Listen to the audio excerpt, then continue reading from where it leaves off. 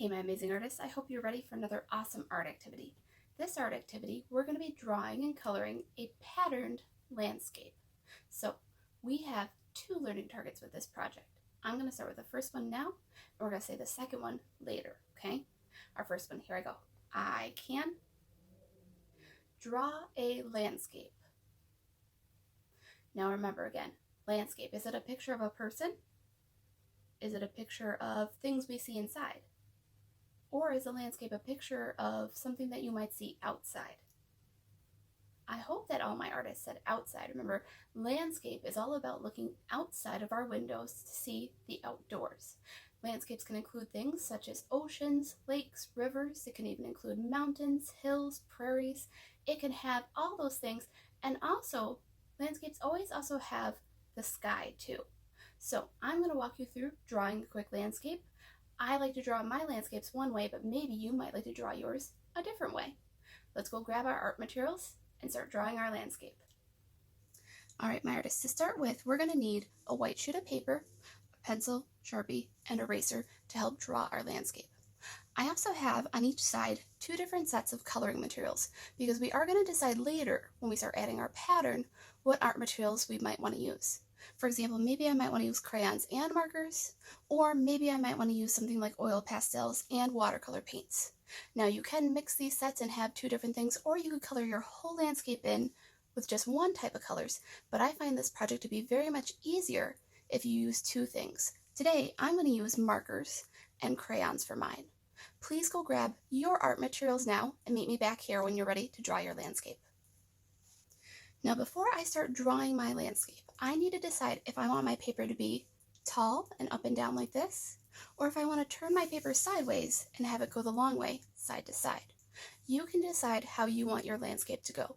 Today, I think I'm going to have mine go up and down. That way I can show more depth as I go from foreground to middle ground to background.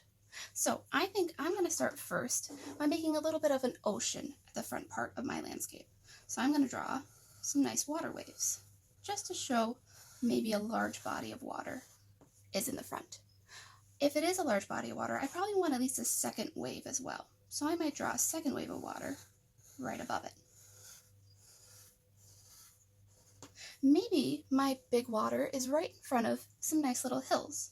So maybe I'll draw maybe a nice kind of sloping hill over here.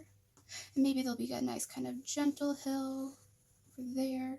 Maybe even in the middle, I might have one more kind of gentle hill. In a lot of landscapes, there's often trees. Now, if you don't want to pick a tree, you can pick any other kind of plant as well to add into your landscape. But in true style of Bob Ross, I always like to add a happy little tree somewhere in my landscape. So maybe over here on the top of this hill, there'll be a nice big kind of maybe an apple or elm. Maybe it's a maple tree. I don't know yet. I'll find out later.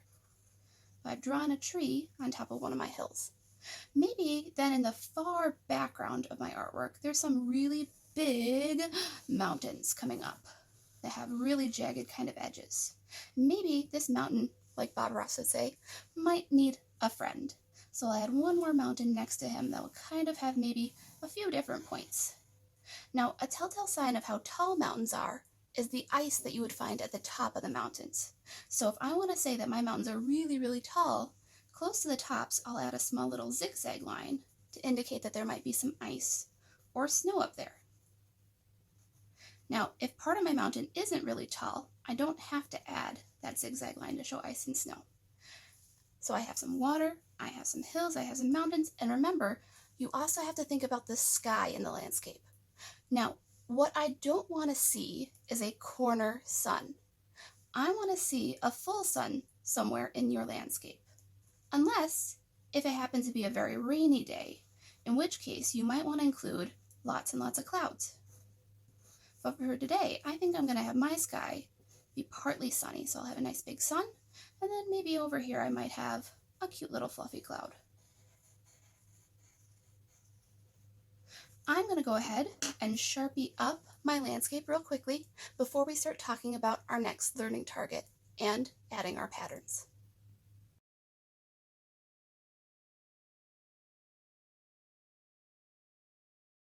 All right, artists, so we should have our first step done right now.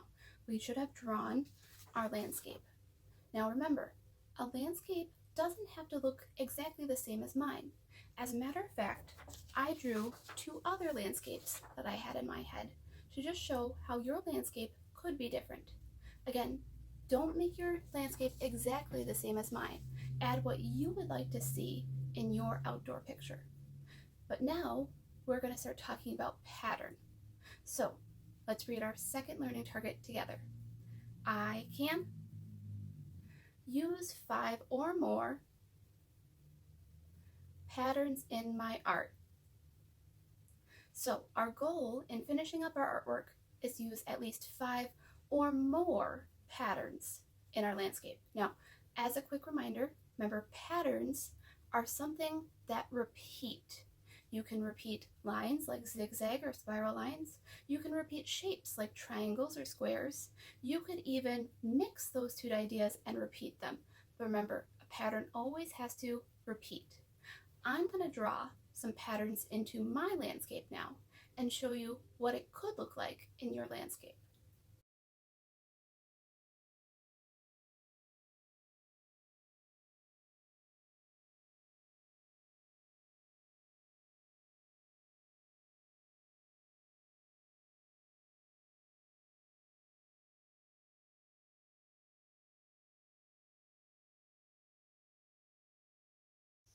All right, I finished drawing up my patterns. Now, again, our goal is to have at least 5 different patterns. That means that I could repeat some. For example, maybe I could have repeated these swirls here over in this hill as well and still had 5 different patterns. But my landscape could use a little bit more color still, and that's exactly why I recommend having 2 different types of colors. I drew all of my patterns in marker. Now I'm going to color around those different patterns with some of my different colors to make all my different areas kind of stand out in contrast and really pop out from my landscape. Take a look.